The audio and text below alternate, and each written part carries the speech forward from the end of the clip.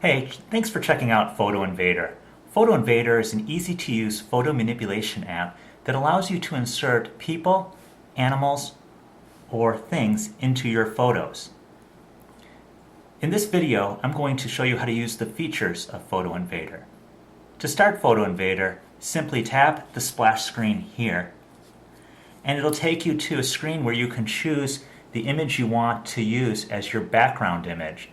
You can either choose an image that's stored on your device in your image gallery by tapping the image gallery icon button, or you can choose to take a photo using your device by choosing or tapping the camera icon.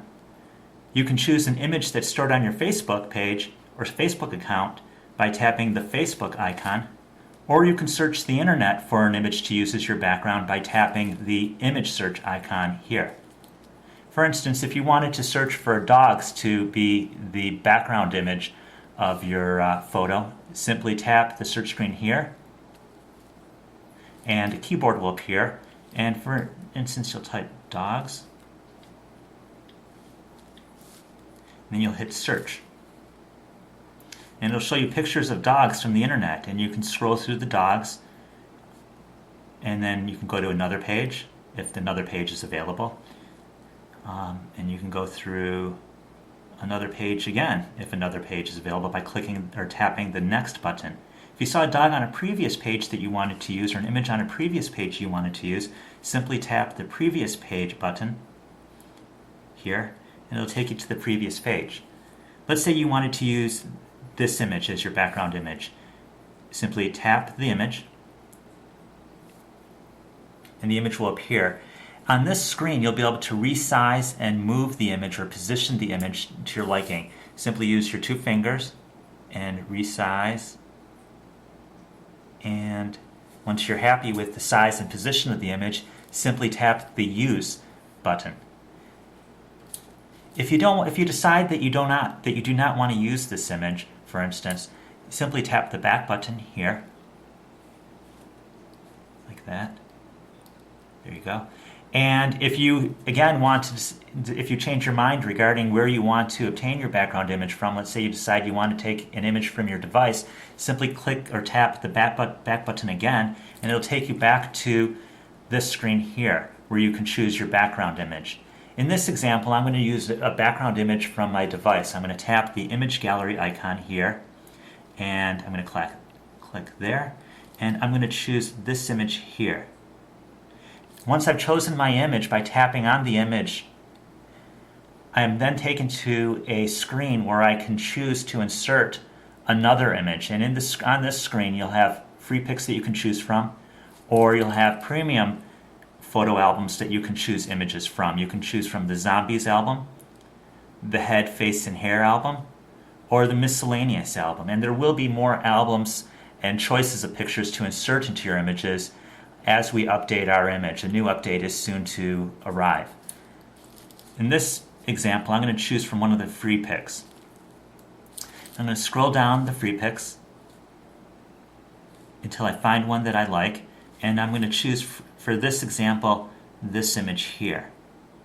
Once I choose an image, I'm taken to the Distort the Image page where I can distort this image any way I want. I can either enlarge parts of the image or shrink parts of the image. To enlarge a part of the image, I simply first choose the size of the brush that I want to use. In this case, I'm going to choose 16 size brush. And I'm going to place the brush, which is the circle, over the area that I want to enlarge or shrink. The area within the circle or within the blue lines of the brush is the area that will be distorted. Anything outside of the blue lines of the brush will remain undistorted.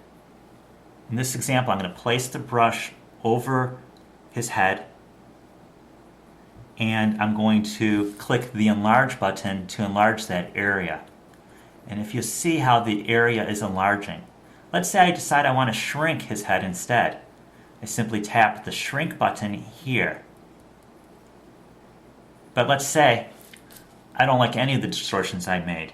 I simply tap the Reset button here, and then I tap Yes because I do want to reset the image. and it returns to its original condition. In this example, I'm going to use the image, or I'm going to use him in his original condition. I'm going to tap the apply button here. And I'll click yes, I do want to apply. And it takes me to the screen where I can position and do further distortions to the image.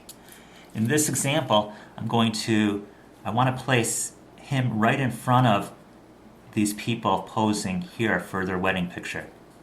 And I'm going to use my fingers to adjust the size to ensure that everything looks proportional. And I'm going to place him right here. Now, the image continues underneath these two menu bars. So in order to see exactly where to position the image, you need to tap the show or hide button there, and you can see exactly where the image ends so that you place your image appropriately. If I want to see the menu buttons again, I simply tap twice on the screen with my finger. And there we go, it appears again. I can adjust the tint of the image by tapping the tint button here and moving the slider here till I get to my desired tint. In this case, I'm going to use the original tint, which is in the middle. I can also flip the image by tapping the flip horizontally, by tapping the flip button here, and I can flip the button horizontally, see? Return the image back to how it was before, or I can flip the image vertically. The flip horizontally and flip vertically function flips the image in 90-degree or 180-degree increments. So it's very precise if you want a 180-degree flip, either horizontally or vertically. I can also adjust the brightness of the image to make it more similar to the image that you see in the background by tapping brightness. And I can make him darker or lighter, or return him to his original condition. I can also tap the contrast button and adjust the slider as I want to adjust the contrast of the image. In this case, I'd like to add an additional image. By simply tapping the Add button, you can add an additional image, or you can simply choose to replace the image. But in this case, I want an additional image, so I'm going to click Add. And I'm going to choose an image from the head, face, and hair library. And I think I'm going to choose this beard to add. I like how the beard is already, so I'm not going to do any distortions. I'll simply tap the Apply button here. And I'll click Yes, I want to save these changes and proceed. Now what I do is I need to adjust the size of the beard so that it'll fit on one of the images here.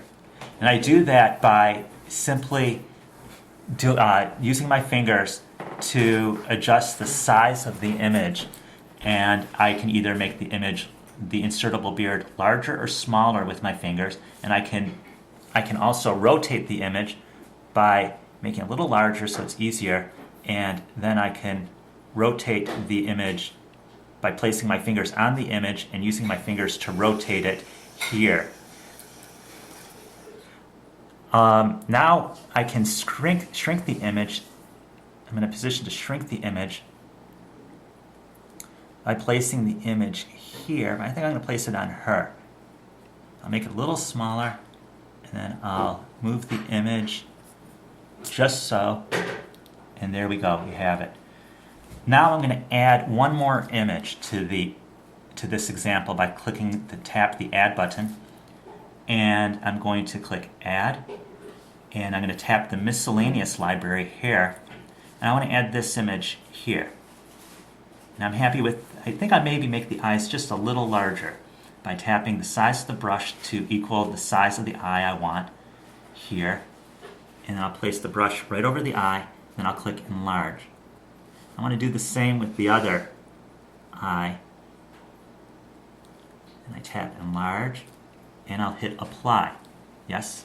Now, with this program, I can also stretch the image. Let's say I don't want to stretch the image in equal increments horizontally and vertically at the same time, which is what I've demonstrated before.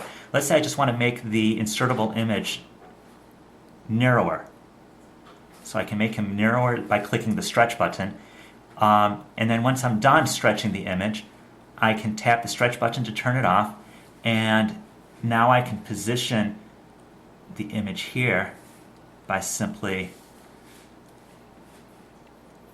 moving the image or rotating the image to its desired position and placing it in the photo.